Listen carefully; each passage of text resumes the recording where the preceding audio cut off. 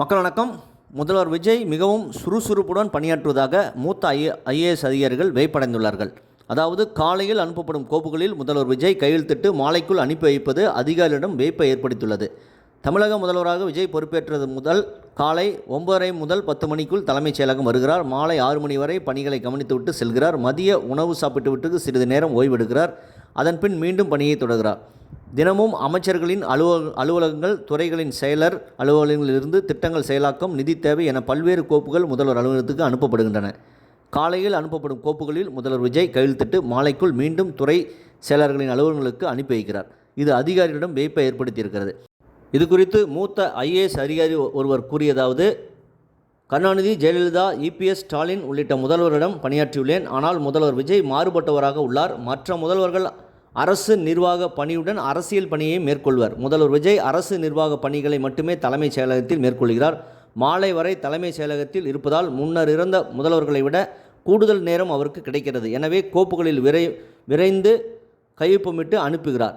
கோப்புகள் நாள் கணக்கில் காத்திருந்த நிலை மாறி மணிக்கணக்கில் திரும்பி வருகின்றன. முன்னாள் முதல்வர் ஸ்டாலின் 2 நாட்கள் கோப்புகளுக்கு கையெழுத்திட எடுத்துக்கொள்வார். அமைச்சரிடம் அனுமதி பெற்று பல பணிகளை மேற்கொள்ள வேண்டிய நிலை முந்தைய ஆட்சி காலங்களில் இருந்தது. கமிஷன் தொடர்பான பிரச்சனைகளில் முந்தைய அமைச்சர்களுக்கு திட்டத்தை புரிய வைத்து அனுமதி பெறுவதில் காலதாமதம் ஏற்பட்டது. அந்த நிலை இப்போது இல்லை. அமைச்சர்களும் உடனுக்குடன் கோப்புகளில் கையெழுத்திட்டுகின்றனர். அதிகாரிகள் முடிவெடுக்கும் அதிகாரம் வழங்கப்பட்டு உள்ளது. இந்த நிலை அடுத்த 5 ஆண்டுகள் தொடர்ந்தால் தமிழகம் 2 மடங்கு வேகமாக வளர வாய்ப்புள்ளது என்று அந்த அதிகாரி கூறியிருக்கிறார். நிச்சயம். ஏனென்றால் திமுக, அதிமுக எந்த கட்சி ஆட்சியில் இருந்தாலும் கமிஷன் என்று, டெண்டருக்கு கமிஷன் என்று ஒரு முறை இருக்கிறது.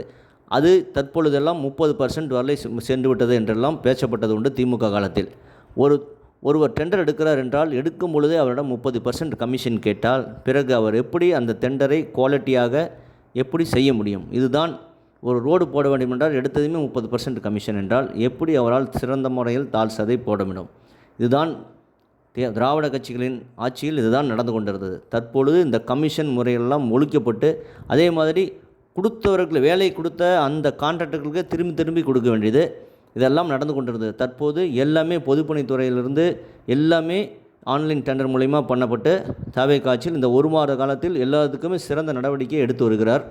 அதிலும் முதல்வர் விஜய் அவர்கள் நான் ஊழல் செய்ய மாட்டேன், ஊழல் செய்யும் விடமாட்டேன், ஊழல் செஞ்சவரையும் விடமாட்டேன் என்று சட்டசபையில் சொல்லியிருக்கிறார். இது திமுகவுக்கு ஒரு மிகப்பெரிய ஒரு பேரிடி. ஏனென்றால் தற்பொழுது திமுகவின் ஊழல்களை மெல்ல தாவேகா ஒவ்வொன்றாக தோண்ட ஆரம்பித்திருக்கிறது. ஏற்கனவே 1000 கோடி ரூபாய் தனியார் பள்ளியில் அனுமதி வாங்கி தருவதற்காக கொள்ளையடித்து 100 கோடி ரூபாய் பிடி அரசகுமார் என்று திமுக நிர்வாகி கைது செய்யப்பட்டிருக்கிறார். அது முதல் கைது தான். இன்னும் நிறைய டிஎம்கே ஃபைல்ஸ் காத்திருக்கிறது.